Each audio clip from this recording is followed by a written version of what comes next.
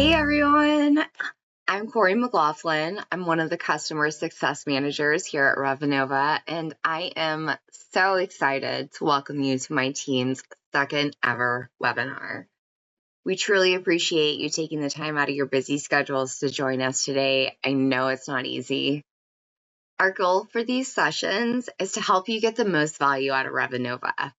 We really want to focus on real use cases and practical workflows to help improve your operations.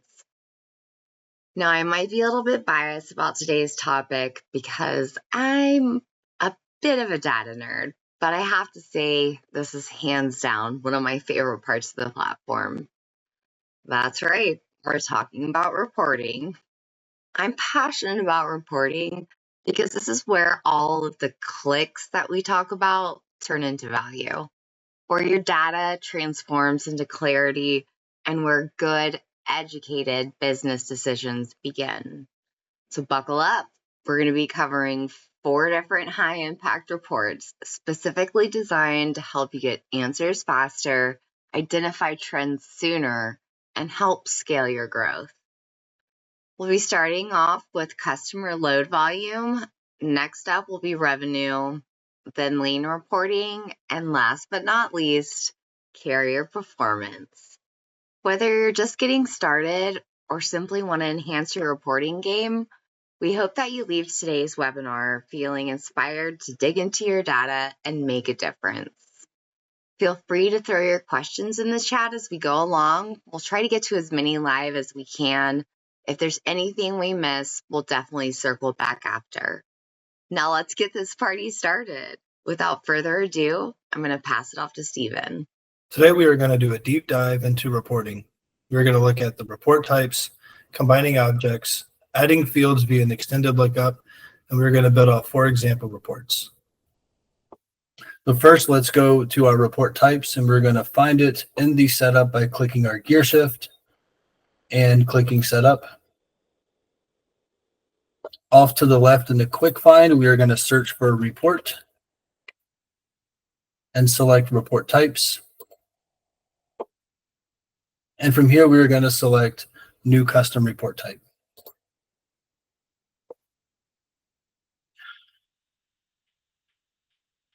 From here, we are going to select our primary object to start with because our examples are going to be load based. I'm going to go ahead and select the load object. I'm going to give this a display label. I would think of this as your template when building reports in a future sense. So this will be loads for testing.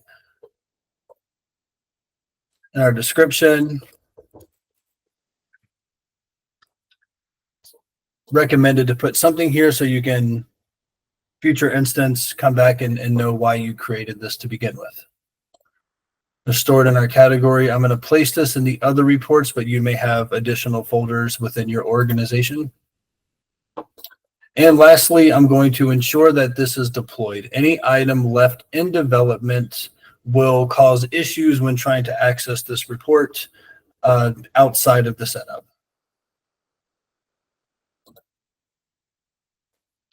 Our next screen here allows us to combine different objects. So when you select this here, we are now having an A and B relationship. This first identifier is mandating that each A record must have a B record in order for data to present itself. The second option says return data that may or may not have a relationship to one another. I always suggest choosing the second option and simply filtering out the data that you do not want to see. But because we're using the load object and it has such a broad reach, we're not going to combine any objects on this side. Rather, we're going to add fields via an extended lookup on the next screen over. So go ahead and hit save. And this is your cover sheet if you want to look at it. This will give you your details behind what you just did, the objects noted over here, and as well as the fields that you have to play with pertaining to the load object itself. I'm going to go ahead and hit edit layout. And an example of how to use this would be adding a carrier's MC number to this report for identifiable purposes. The MC number lives on the transportation profile and not accessible via the load out of the box. So to get that there, we are going to select the lookup fields button, which will give us our carrier. The carrier is going to give us the account object. So we're going to scroll past all of these fields and look for the transportation profile. And from here, scroll down until we get to the MC number and select apply. The next step is placing these fields in an area that's easily identifiable for yourself. If you were just adding a one-off field, then you could tuck it up underneath your first section, which is the loads. However, if you plan on adding more than just one field, it is best practice to create a new section and give it another name that you can easily identify once building the report.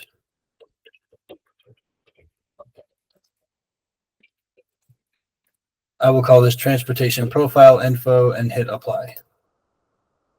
Now we can see next to the loads object, we have the transportation profile via lookup and the MC number as well. I'm going to go ahead and hit save. Next, we're going to build a report leveraging everything we just did.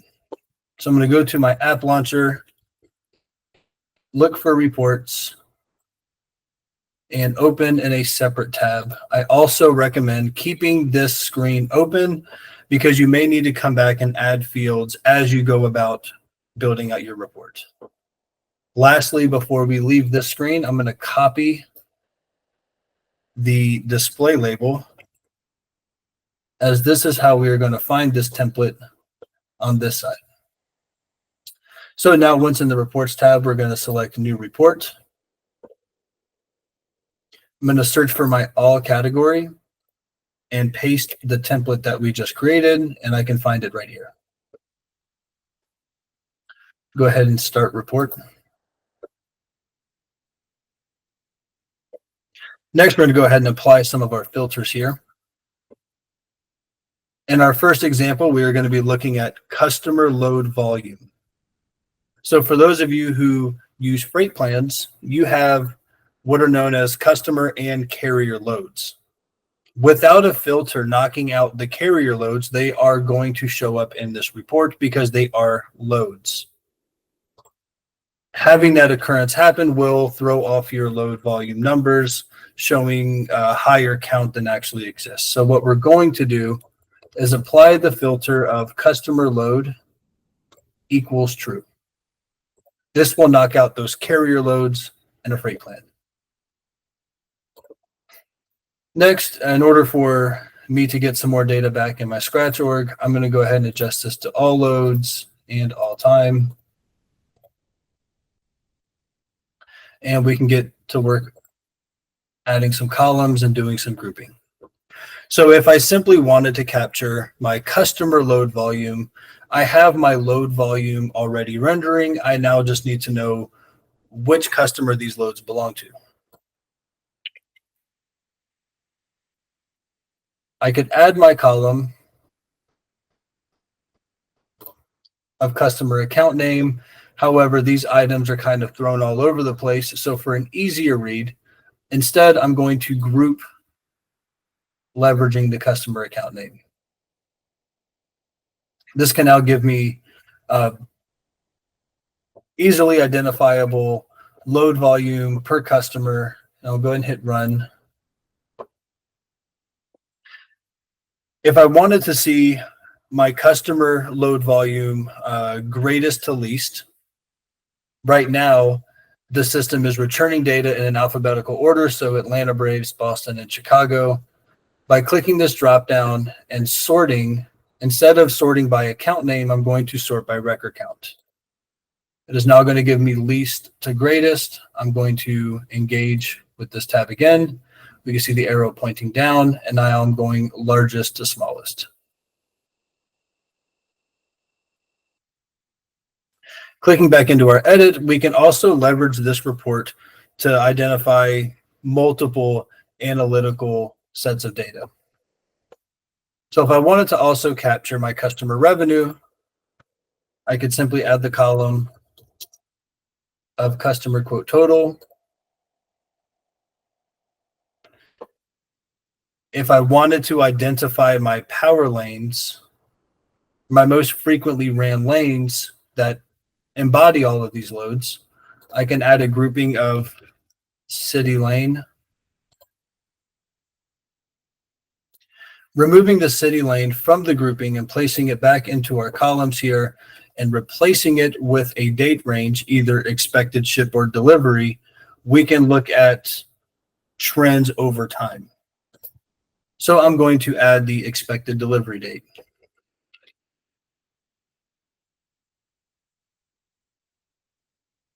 And out of the box, the expected delivery date is going to give you a day over day return of that data. If we were to click this drop down and group our dates by calendar week, month, all the way through calendar day and month, we can see different sets of data that are maybe easier to read. So I will select calendar month. And I'll select run for an easier read. So in this example, I can see that in the month of June, 31 loads were ran. These are the different lanes that were ran. And this is the customer quote total during that period of time.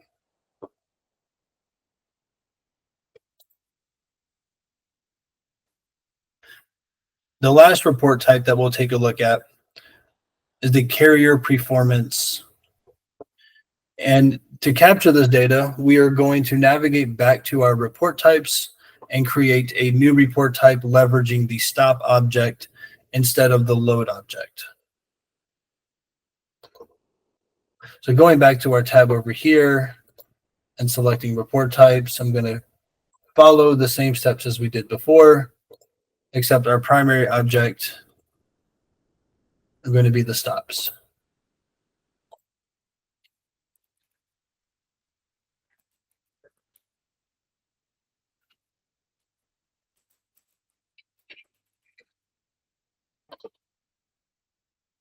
And once we have our report type template set up, we're not going to combine any other objects because ideally what we're going to do to capture our end results data is simply use the stop object and add a few fields via the load object to add on top of this.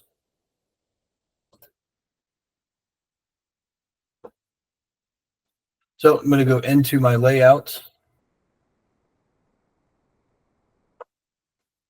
I'm going to add fields via a lookup.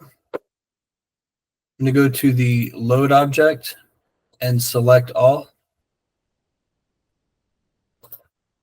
Hit apply and create a new section and call this load info.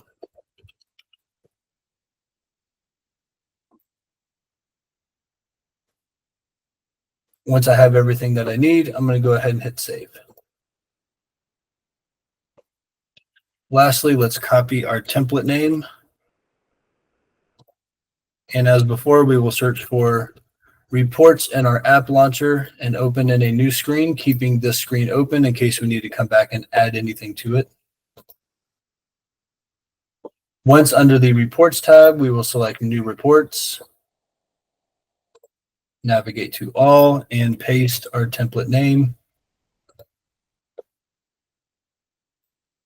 We will start the report. So this is returning every stop that our filters will allow it to. So we're going to go ahead and ensure that we're getting the most data back for this. I'm going to say create a date is all time. And I'm going to add a load status filter of assigned through delivered. Doing this to ensure that the stops have been engaged to some capacity in order for the data to make sense that we get back. Going to our columns here, we can group this in a number of ways. for the easiest read for carrier performance, I'm going to go ahead and group these by load number. And my columns that I will add from here will be the carrier,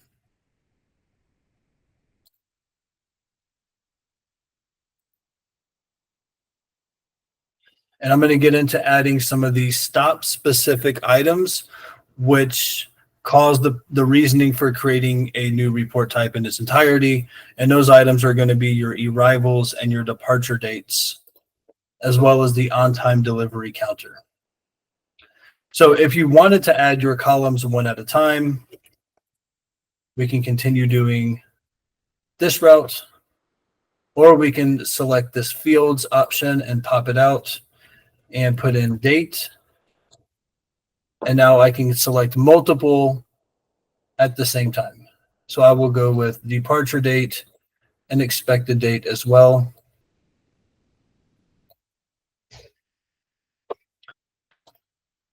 I'm lastly going to add the on-time delivery counter.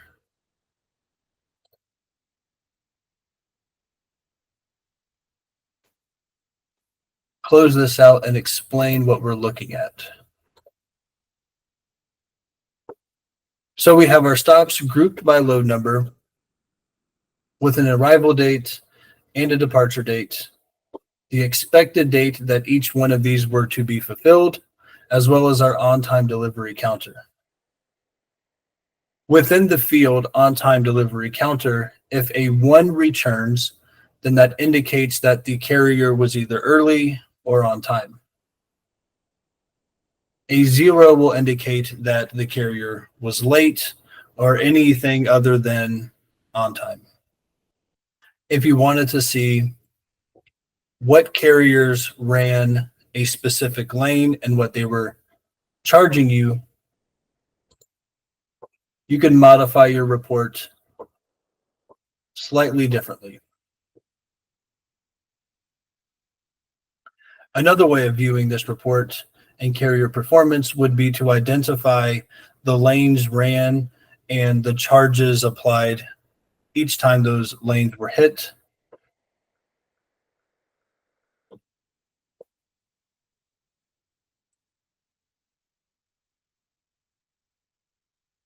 Another way to monitor carrier performance would be the power lanes and the amount charged every time they ran that lane. Keeping our same report, I would continue with grouping it by load number. I would also add the field city lane. And I would add the column of carrier quote total.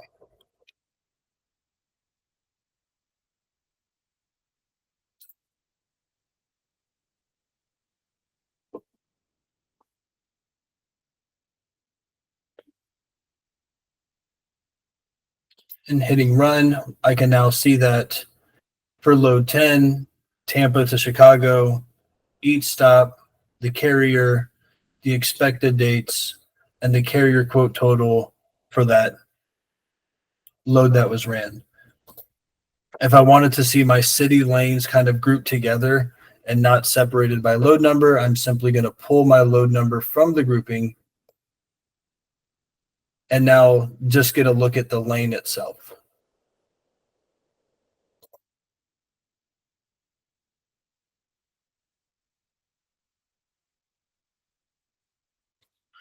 You can also leverage the load object to get a snapshot of your city lane and carrier quote total.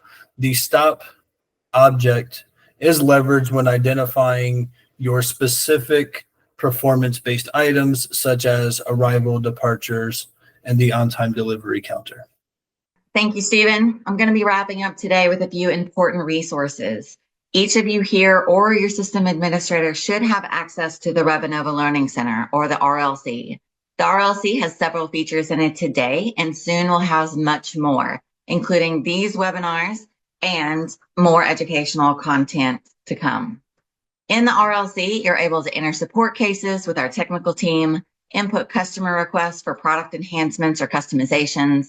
This is also where you'll find all of our technical documentation related to the Revenova TMS and access the Revenova community chat to connect with other Revenova customers. And of course, another resource is your customer success manager. They're here to help you navigate the organization and be your advocate here at Revenova. Thank you again for taking the time to join us today. We hope you found the session valuable. A huge thank you to Stephen for sharing his expertise and breaking things down in such a digestible format. As a quick reminder, the session was recorded, and we'll be sharing the recording along with any additional resources talked about today within the Revenova Learning Center. If you have any questions or need additional support, don't hesitate to reach out to your customer success manager. We're always happy to help. Thank you, and we hope you have a wonderful rest of your day.